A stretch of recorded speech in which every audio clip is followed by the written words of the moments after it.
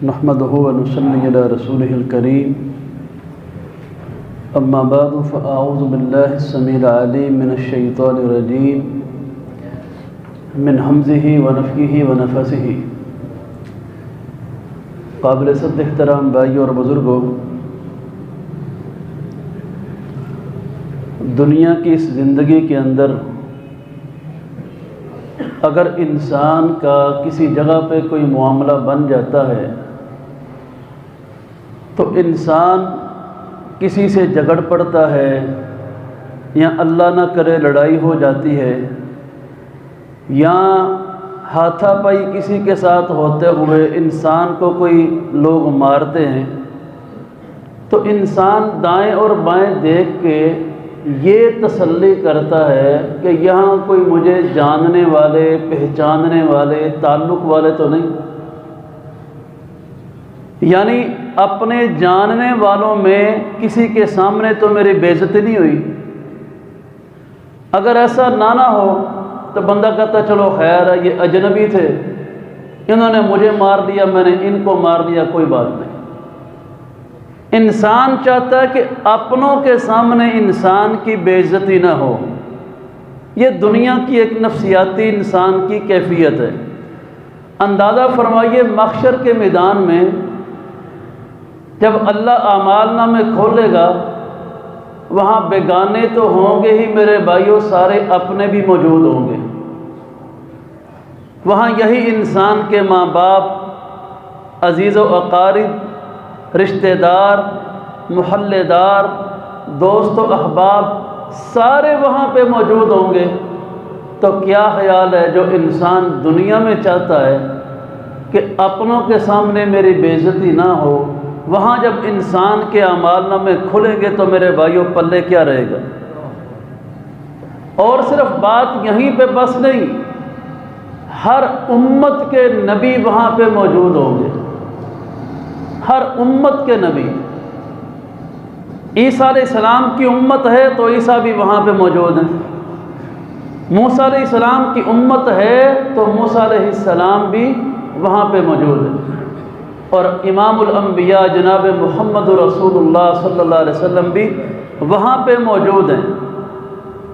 तो जिस हस्ती का कलमा सारी ज़िंदगी पढ़ते रहे, उसी हस्ती के फरमान की खिलाफ वर्जियाँ जितनी को बार ज़िंदगी में इंसान कर जाता है, क़यामत को जब अमालनामे खुलेंगे तो ईमानदारी से सोचिए इंसान के पल्ले क्या रहेगा।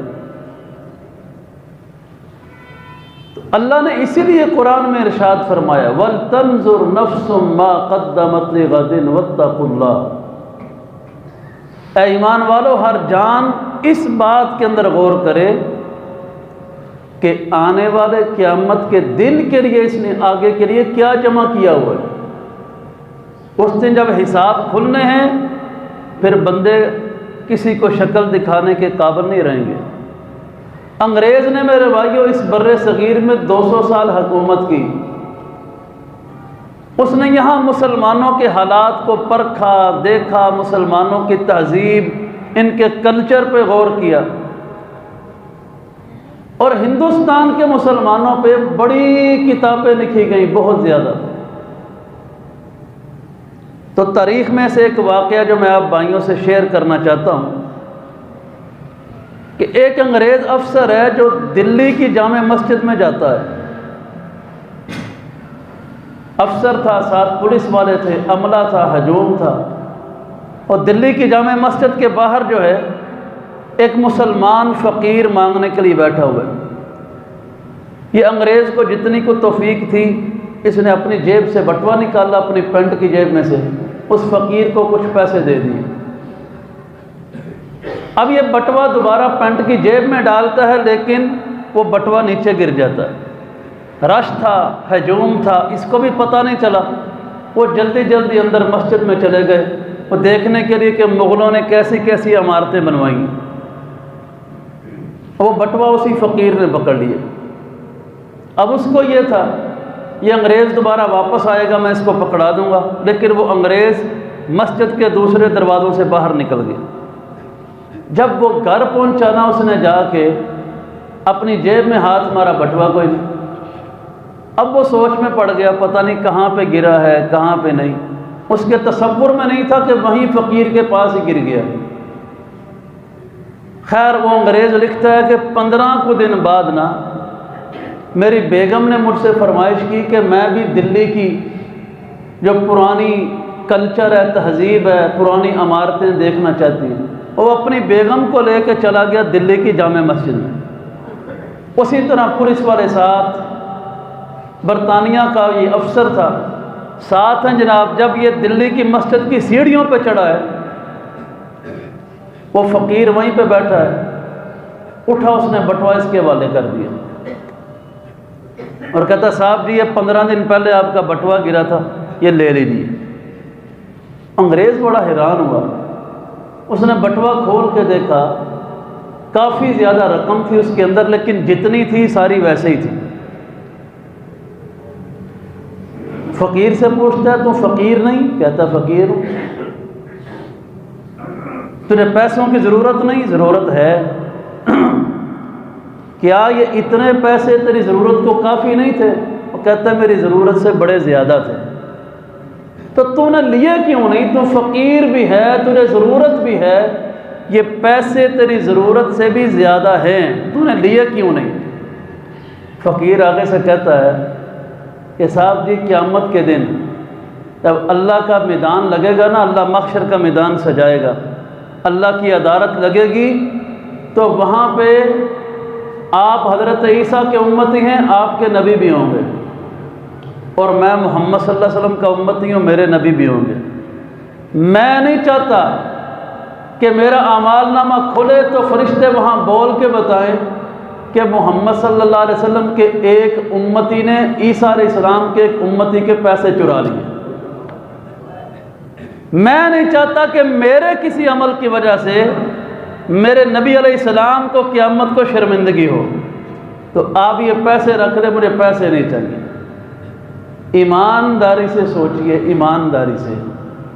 आज अगर हर मुसलमान ये सोचने लग जाए कि क़यामत के दिन हमने अपनी अपनी हैसियत से तो पेश होना ही है, लेकिन हमने हजूर की उम्मत बन के उठाया जाना है, तो हमारे जब काले करतूत और अमालनामे जब खुलेंगे, भाइयों दिल तो नहीं ना करता कि हमारे नबी को तकलीफ़ हो कि मेरी उम्मत ये काम करके आई। इसलिए मेरे मोहतरम भाइयों, जिन लोगों ने इस चीज़ को समझ लिया ना, यकीन मानो ये सोच ऐसी पाकीज़ा है। देखें अल्लाह की ज़ात तो बहुत ही बड़ी है ना, अल्लाह की ज़ात तो उसके तो जलाल का सामने ही कोई नहीं।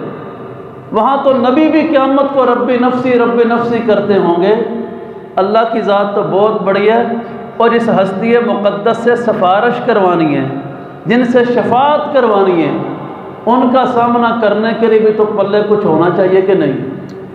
तरफ अमालनामा खुले और नबी को भी बंदा मुंह दिखाने के काबिल ना रहे, तो बंदे के पीछे पल्ले क्या रह जाता है। यही बात इकबाल ने अपने शेरों में कही थी, तू गनी अज हर दो आलम मन फ़कीर, तू गनी अज हर दो आलम मन फ़कीर, रोज़े महशर उज़र हाय मन पजीर, वर हिसाबम रातों बीनी ना गुज़ीर, अज निगाह मुस्तफ़ा पिन्हा बगीर।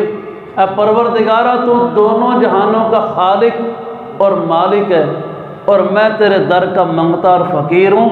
रोज़े महशर तेरी अदालत में अपने आप को छुड़ाने के लिए मेरे पास उज़र कोई नहीं, लेकिन एक इल्तजा है, अल्लाह अगर तू लाजमी समझे ना कि मेरा अमालनामा तूने खोल नहीं है, अल्लाह अगर तू लाजमी समझे, अल्लाह मुझे हजूर अलैहिस्सलाम से साइड पे करके मेरा नामा दिखा देना, उनके सामने ना दिखाना कि मैं शर्मिंदगी से उनका सामना नहीं कर सकता।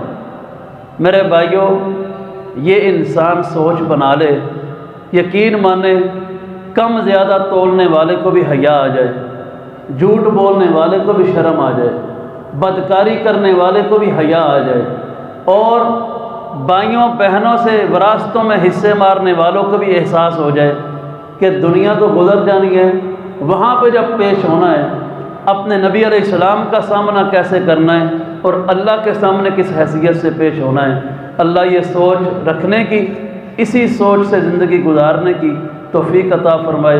आखिर दावाना अनिल हम्दुलिल्लाहि रब्बिल आलमीन।